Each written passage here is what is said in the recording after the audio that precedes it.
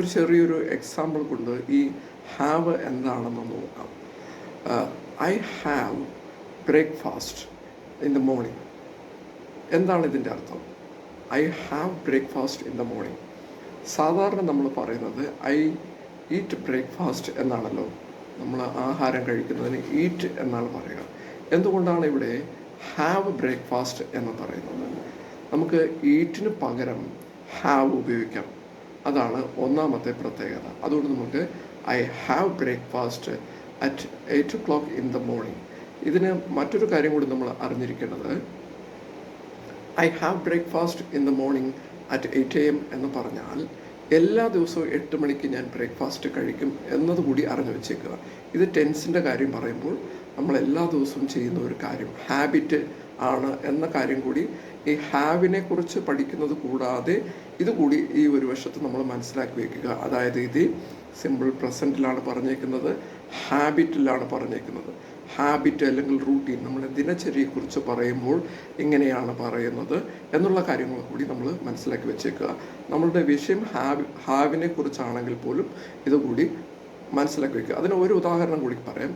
ഞാൻ എല്ലാ ദിവസവും രാവിലെ ചർച്ചിൽ പോകാറുണ്ട്. I go to church every morning. ഇവിടെ എവറി എന്ന് പറഞ്ഞതുകൊണ്ട് നമ്മൾക്ക് എല്ലാ ദിവസവും എന്ന് പെട്ടെന്ന് പിടികിട്ടും.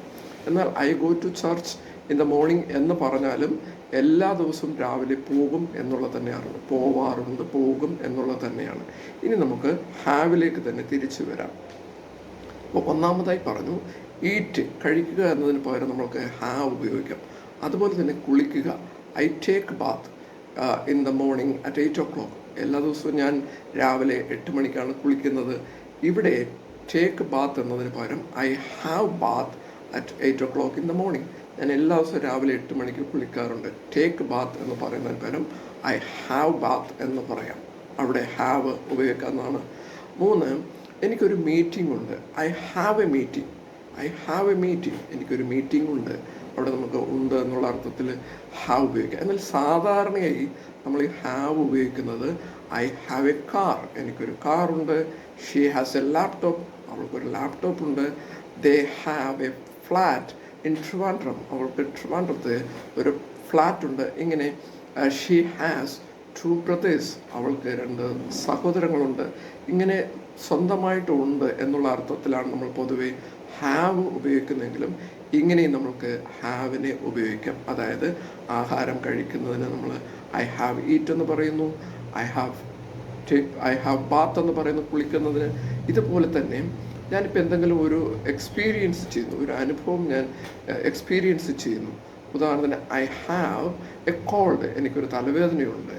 I have a fever. എനിക്ക് ഫീവർ, പനിയുണ്ട്. ഫീവർ എന്നാണ് പറയുന്നത്, ഫീവർ എന്നാണ് പറയുന്നത് പനിക്ക്. I have a fever. I have a cold. I have a headache. A headache എന്ന് പറയണം. A headache, a fever, a cold എന്ന് വേണം പറയാൻ. അപ്പോൾ ഇങ്ങനെ ഈ തരത്തിലെല്ലാം നമുക്ക് ഈ ഹാവിനെ ഉപയോഗിക്കണം. അപ്പോൾ നിങ്ങൾക്ക് അറിയുന്ന രീതിയിൽ ഹാവ് ഉപയോഗിച്ചുകൊണ്ട് ഒരു സെൻറ്റൻസ് കമൻറ്റ് ചെയ്യും. നോക്കാം നമുക്ക് എങ്ങനെയുണ്ടെന്ന്. എത്രത്തോളം നിങ്ങൾക്ക് ഇത് മനസ്സിലായെന്ന് ഞാനും കൂടെ അറിയട്ടെ. Okay, thank you.